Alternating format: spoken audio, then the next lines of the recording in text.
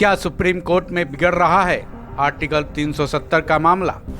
7वें दिन की सुनवाई में ऐसा क्या हुआ? सीजेआई चंद्रचूड़ ने आर्टिकल 370 पर ही दाग डाले सवाल। सीजेआई डीवाई चंद्रचूड़ की बेंच में देश की बहुचर्चित आर्टिकल 370 के खिलाफ डाली गई याचिकाओं पर लगातार सुनवाई चल रही है। 17 अगस्त को इस सुनवाई का 7वां दिन रहा, लेकिन इस दिन कुछ ऐसा हुआ जिससे थोड़ा या ज़्यादा याचिकाकर्ताओं के कदम डगमगा सकते हैं। सीजेआई चंद्रचूड़ ने याचिकाकर्ताओं के वकील राजीव धवन से ऐसे सवाल किए जो आर्टिकल 370 की अस्थायित्व पर सवालिया निशान लगा रहे हैं। साथ ही CJI Chandrachud senior lawyer Rajiv Dhawan के कुछ तर्कों से असहमत भी दिखे। आर्टिकल 370 के 7वें दिन की सुनवाई में क्या घटा, चलिए जानते हैं। सीजेआई डीवाई चंद्रचूड़ ने आर्टिकल 370 पर एक खास टिप्पणी की। उन्होंने साफ तौर पर कहा कि ये कहना सही नहीं है कि धारा 370 को संविधान में अस्थायी दर्जा मिल चुका है। भारत के संवैधानिक ढांचे में इसकी स्टेबिलिटी स्टेटस को नहीं माना जा सकता है। सीजेआई चंद्रचूड़ ने आर्टिकल 370 के खिलाफ डाली गई याचिकाओं के वकील राजीव धवन की तरफ से दिए गए तर्क पर भी आपत्ति जताते हुए उनको ये जवाब दिया। अब सवाल यह है कि आखिर सीनियर लॉयर धवन ने क्या तर्क दिया था जिस पर सीजेआई चंद्रचूड़ ने आपत्ति जताई थी। दरअसल लॉयर धवन ने दलील दी थी कि ऑटोनॉमी ऑफ स्टेट्स हमारे संविधान के लिए मौलिक है।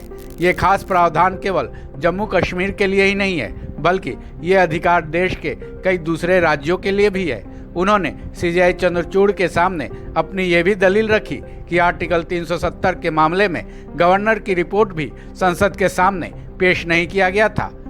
चूंकि ये इतना बड़ा कदम था, इसलिए संसद और जनता के सामने इसका खुलासा होना जरूरी था।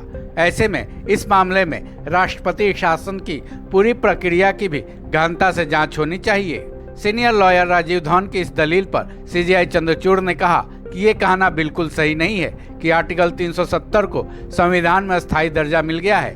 फिलहाल संवैधानिक ढांचे में इसके अस्थायित्व की स्थिति को नहीं माना जा सकता है।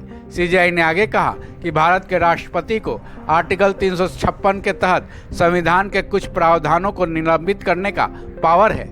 वहीं 1957 में जम्मू कश्मीर की संविधान सभा भंग हो जाने के बाद आर्टिकल 370 को कैंसिल करने के प्रावधान को अकेले अप्रभावी नहीं माना जा सकता है। इसके कुछ हिस्से 1957 के बाद अगले 62 साल तक प्रभाव में रहे।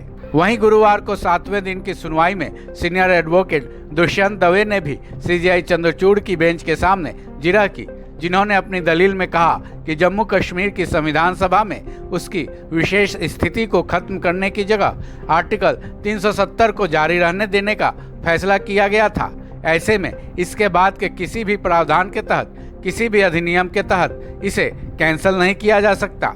सीनियर लॉयर दवे के इस तर्क से सीजेआई चंद्रचूड़ और उनकी बेंच असहमत दिखी। बता दें, आर्टिकल 370 पर रेगुलर बेसिस पर सुनवाई चल रही है, जिसके मुताबिक अब अगले हफ्ते के मंगलवार को इस पर सुनवाई होगी। इस खबर में बस इतना ही। बाकी अपडेट्स के लिए जुड़े रहें वन इंडिया हिंदी के साथ।